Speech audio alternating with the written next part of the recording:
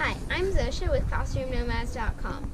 Today our classroom is the Great Wall in China. This is an amazing structure which reaches 3,000 miles long, making it one of the greatest sights in the world.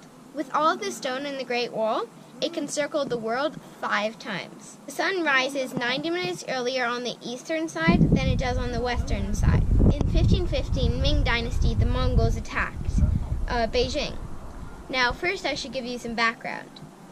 The Forbidden City was in Beijing, and it was the richest dynasty, but there weren't very many trained soldiers because it was everyone started getting rich, and no one wanted to train to be a soldier because that didn't have good pay.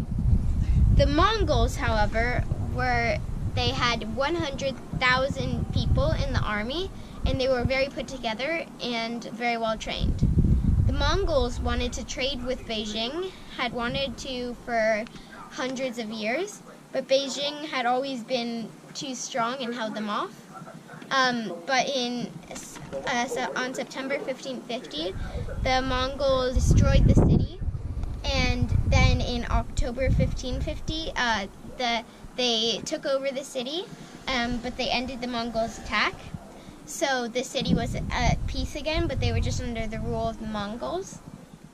General Qin Shi Huang was the one who had the idea to create the Great Wall. He was from a military family. He had 10 ideas that he also had, not including the Great Wall, but none of these were found out. There were 2,000 Chinese walls just like spread out around China to try and hold off the Mongols. But he was the first to decide that he wanted one wall connected that was really long, 30 feet tall and 10 feet wide.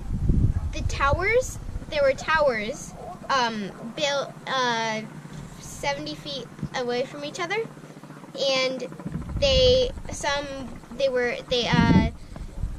vary in their building. Some have like wood on the top, some are made of bricks, some are tile.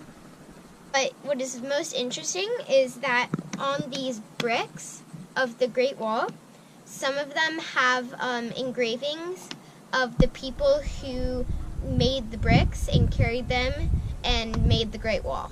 Xiu Da had only 5 years from the government to build this and 20,000 men. Basically, 70 towers had to be built each year, and 1 tower every 5 days. This took 3/4 of the income of the government, and it was the biggest project in all of the history of China. Unfortunately, since it was a big take out of the government, they didn't have any extra money to give the people good food and water, and they had to work day and night. So unfortunately, many died of starving and viruses. And that about rounds up my presentation. Thanks for listening, and I'll see you next time. Here on Classroom Nomads.